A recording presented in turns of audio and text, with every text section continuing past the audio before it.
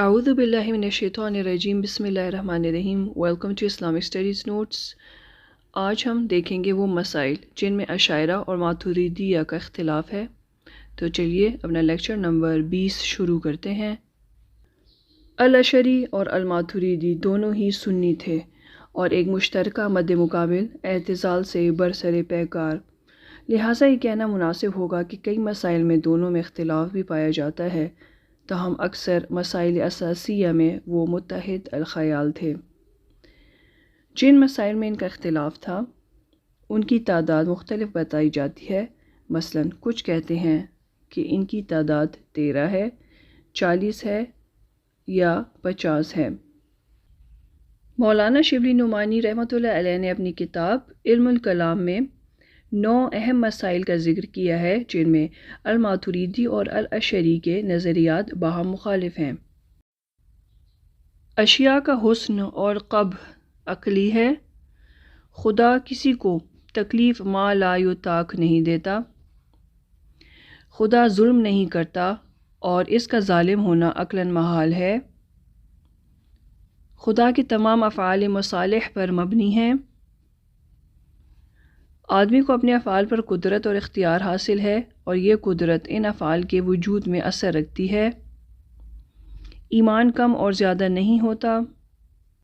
زندگی سے نا امیدی کی حالت میں بھی توبہ مقبول ہے۔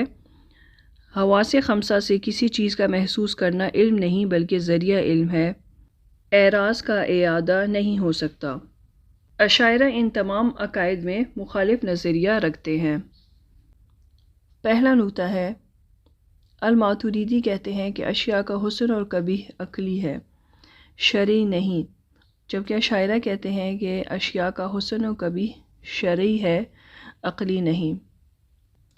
دونوں جانتے ہیں کہ شریعت نے جن کاموں کا حکم دیا ہے ان کو کرنا چاہیے اور جن سے منع کیا ہے ان کو نہیں کرنا چاہیے، اور شریعت کے سارے معمورات حسین اور شریعت کے سارے منہیات قبیح ہیں۔ یہاں تک تو دونوں کا اتفاق ہے۔ سوال یہ پیدا ہوتا ہے کہ کیا یہ پہلے بھی اپنی ذات میں حسین یا قبیح تھیں؟ تو ان کا اشاعرہ کیا جواب دیتے ہیں؟ وہ کہتے ہیں کہ اشیاء میں ذاتی طور پر کوئی حسن یا قبیح ہونا موجود نہیں، بلکہ اس حسن اور قبیح کا ہونا جو ہے اس کا دار و مدار ہے شرع پر۔ کوئی کام یا کوئی چیز اس لیے حسین ہے کہ شریعت نے اس کا حکم دیا ہے، اور کوئی چیز اسی لیے قبیح ہے کیونکہ شریعت نے اس کو منع فرمایا ہے۔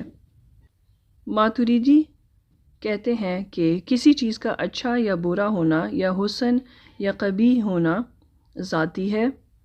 اس کے اچھے یا برے ہونے کا ادراک عقل سے ہو سکتا ہے۔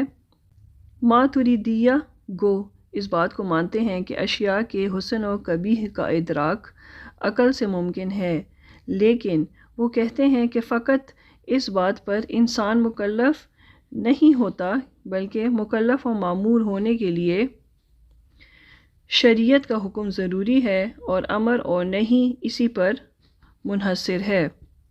تو اس طریقے سے آپ دیکھیں کہ تقریباً دونوں ایک ہی بات کر رہے ہیں۔ لہٰذا اشعری ماتریدیہ کے اس نظریے کو تسلیم نہیں کرتے، اس لیے کہ وہ اشیاء کے ذاتی حسن اور قبیح کے قائل نہیں ہیں۔ ان کے نزدیک حسن اور قبیح کا معیار و مدار شارع کے اوامر اور نواہی ہیں۔ وہ کہتے ہیں کہ کوئی کام حسین اس لیے ہے کہ وہ شرعاً مامور بھی ہے، اور قبیح اس لیے ہے کہ اللہ تعالیٰ نے اس سے روکا ہے۔ اب دوسرا نکتہ دیکھتے ہیں۔ ماتریدیہ کہتے ہیں کہ خدا کسی کو تکلیف ما لا یطاق نہیں دیتا، یہ اس کی شان کی مناسب نہیں ہے۔ اشاعرہ کہتے ہیں کہ اگر اللہ تعالیٰ اپنے بندوں کو تکلیف ما لا یطاق دے تو کوئی اسے منع نہیں کر سکتا، کیونکہ وہ ہر چیز پر قادر ہے، لیکن اس نے کسی کو دی نہیں ہے۔ تکلیف ما لا یطاق کیا ہے؟ آپ کسی کو ایسا کام کرنے کا حکم دیں جس میں اس کی صلاحیت ہی نہ ہو۔ قرآن مجید میں ارشاد ہے لا یکلف اللہ نفسا الا وسعها، یہاں تک تو دونوں کا اتفاق ہے، دونوں ہی اس بات کو مانتے ہیں، لیکن اختلاف اس میں ہے کہ اگر دیتا تو، کیونکہ قرآن مجید میں ذکر ہے ان اللہ علی کل شیء قدیر۔ اختلاف کہاں ہے؟ اشاعرہ کہتے ہیں کہ خدا تعالیٰ کے لیے جائز ہے کہ وہ اپنے بندوں کو ایسے کاموں کا مکلف ٹھہرائے جو ان کی طاقت و قدرت سے باہر ہیں، جبکہ ماتریدیہ کہتے ہیں کہ خدا کسی کو تکلیف ما لا یطاق نہیں دیتا۔ تو اشاعرہ کے ہاں یہ بات عقلی طور پر جائز ہے کہ اللہ تعالیٰ کسی فرمانبردار بندے کو سزا دے اور گنہگار کو جزا دے دے یا اسے معاف کر دے۔ نیکی کی جزا جو ہے وہ بقضائے خداوندی ہے، یعنی this is something which is bound to happen, یعنی نیکوکاروں کو ان کی نیکی کی جزا ملے گی، اور بدی کی سزا بالارادہ خداوندی ہے۔ ارادہ وہ ہے جو کہ چینج بھی ہو سکتا ہے۔ گویا اشاعرہ کے ہاں اللہ تعالیٰ اپنے وعدے اور وعید کے خلاف بھی کر سکتا ہے، لیکن ماتریدیہ کے نزدیک اللہ تعالیٰ اپنی حکمت کو تبدیل نہیں کرتا اور اس کے وعدے اور وعید میں خلاف ورزی کا امکان نہیں ہے۔ جیسا کہ اللہ تعالیٰ نے قرآن مجید میں فرمایا ان اللہ لا یخلف المیعاد۔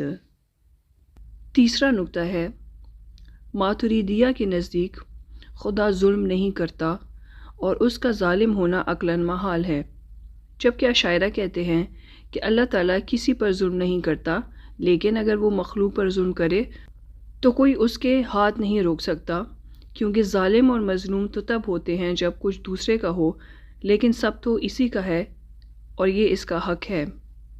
دونوں کا اس بات پر اتفاق ہے کہ اللہ تعالیٰ کسی پر ظلم نہیں کرتا، صرف اس بات پر اختلاف ہے کہ اللہ تعالیٰ کا ظلم کرنا عقلاً محال ہے، اور اشاعرہ کہتے ہیں کہ وہ دے سکتا ہے لیکن دیتا نہیں ہے۔ ان باتوں سے ہمیں پتہ چلتا ہے کہ دونوں فریقین کے درمیان محض نزاع لفظی ہے۔ چوتھا نکتہ ہے ماتریدیہ کے نزدیک اللہ تعالیٰ کے افعال مصالح العباد پر مبنی ہیں، اگرچہ وہ مصلحت ہم کو ظاہری طور پر معلوم نہیں ہو سکتی، اور اس کو امور تکوینی کہتے ہیں۔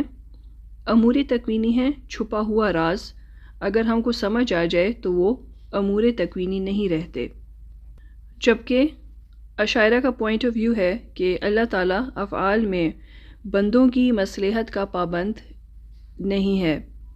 اشاعرہ کی رائے میں افعال الہی غیر معلل ہیں، وہ اپنے بندوں کے ساتھ جو چاہے کرے، اس کے لیے بندوں کی مصلحت کی رعایت کرنا ضروری نہیں، کیونکہ وہ کسی کے سامنے جواب دہ نہیں ہے۔